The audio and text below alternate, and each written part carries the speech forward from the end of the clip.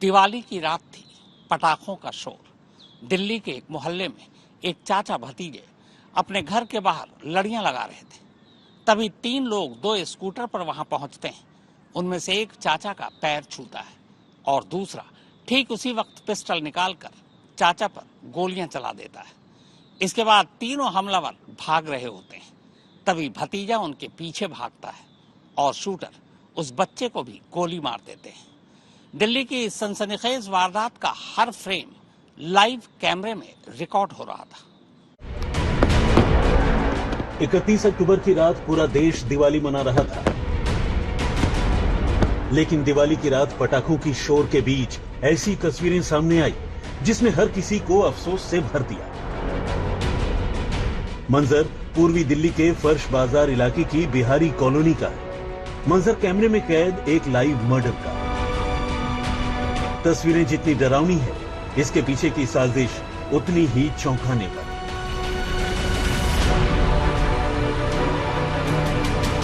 तो आइए सिलसिलेवार तरीके से इस पूरे मामले को समझते हैं। बिहारी कॉलोनी की इस गली में पीले रंग का कुर्ता पहने हुए दो लोग पटाखे फोड़ रहे हैं। इनमें एक है 40 साल का आकाश, जबकि दूसरा है उसका भतीजा ऋषभ। इन दोनों के साथ घर के दरवाजे पर आकाश का बेटा कृष खड़ा, जो अपने पिता और भाई को घर के बाहर पटाखे फोड़ता हुआ देख रहा है। इतने में एक स्कूटी पर दो लोग उनके पास पहुंचते हैं। स्कूटी के पीछे बैठा शख्स नीचे उतर जाता है, जबकि स्कूटी चला रहा नौजवान स्कूटी में बैठे बैठे ही नीचे झुककर आकाश के पैर छूता है।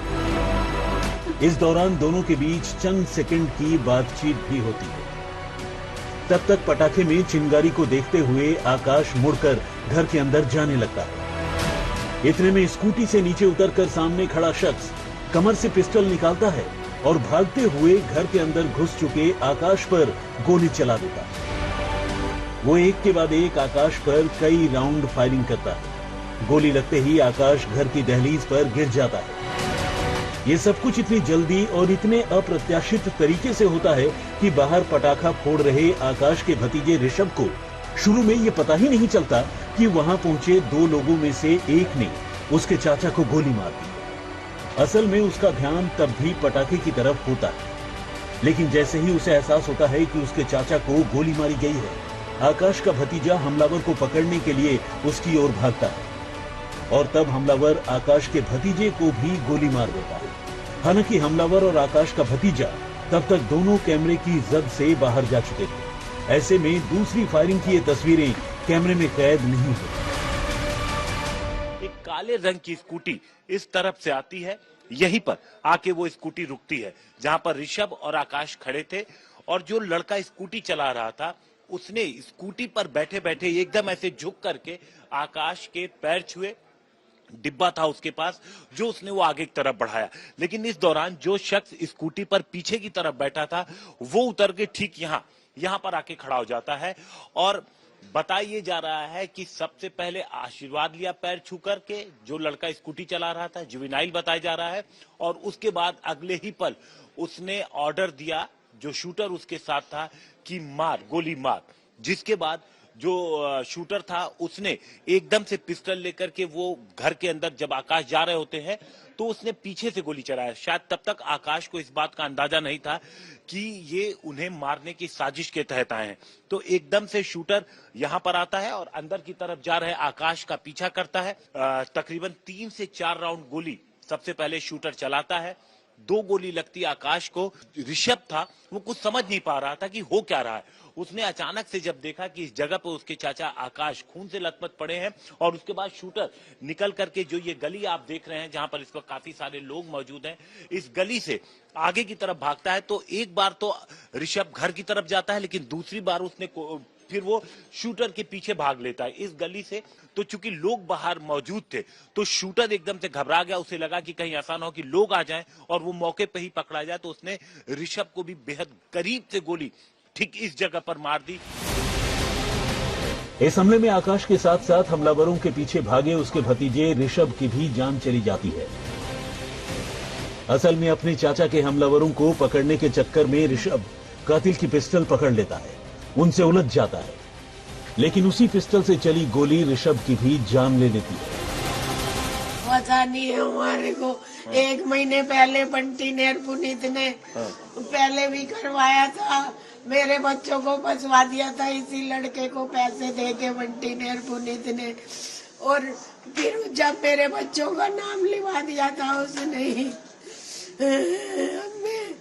मेरी कुछ सहायता है तो मेरे हाथ में भी नहीं है, मैं कैसे करूँगी, मैं कैसे करूँगी अपने बच्चे, मेरी बहू कैसे पालूंगी मैं, मेरे छोटे बच्चे। आकाश के घर वालों का इल्जाम है कि आकाश की जान लेने वाला और स्कूटी में अपने साथ कातिल को लेकर मौके पर पहुंचने वाला शख्स भी कोई और नहीं बल्कि आकाश का ही एक और भतीजा है, जिसका अपने चाचा के साथ विवाद चल रहा था। कल लड़के का लड़का जो मेरा भतीजा लगता है, क्या नाम है उसका? उसका नाम है लक्ष्य। वो उसके पैर छूने के बहाने झुका और दूसरे लड़के से कहा, इशारा करके कहा कि इसे मार, अब यही है। तो उसने ताबड़तोड़ उस पर मेरा भाई पटाखों के डर के मारे घूम के अंदर जाने लगा, तो उसके पीठ घूमते ही उनने पिस्टल निकाली और गोलियां मारनी चालू कर दी। यानी इस हिसाब से देखा जाए तो आकाश की जान लेने वाला भी उसका एक भतीजा ही है, जबकि आकाश के कातिलों को पकड़ने के चक्कर में अपनी जान देने वाला भी आकाश का भतीजा है। यानी ये एक ऐसा मामला है जिसमें एक भतीजे ने आकाश की जान ली, जबकि दूसरे भतीजे ने आकाश के लिए अपनी जान दे दी। लक्ष्य शर्मा स्कूटी पे आया था, उसने शायद से एक लड़का और बिठा के लाया था पीछे, उसने उसे पीछे उतार दिया। वो यहाँ आया, उसने यहाँ के पैर छुए, लड़का पीछे से आया, उसने पैर छुए, उसने उससे बोला मार, चला, उसने गोलियां चला दी धड़ाधड़। मैं यहाँ था, वो मेरा छोटे भाई के लग गई, उसका ऑपरेशन चल रहा है, मेरा एक भाई यहाँ गया, वो। उधर अब तक की छानबीन के बाद पुलिस ने बताया है कि आकाश के कातिल भतीजे का आकाश पर 70,000 रुपया बकाया था। आकाश ये रुपए उसे नहीं लौटा रहा था, ऊपर से उसने भतीजे का फोन उठाना भी बंद कर दिया था, जिससे गुस्सा कर आरोपी ने आकाश के कत्ल की साजिश रची और इसके लिए उसने एक कॉन्ट्रैक्ट किलर को अपने चाचा के नाम की सुपारी दी और उसे दिवाली की रात खुद ही अपने साथ लेकर आकाश के घर पहुंच गया। हिमांशु मिश्र, दिल्ली, आज तक।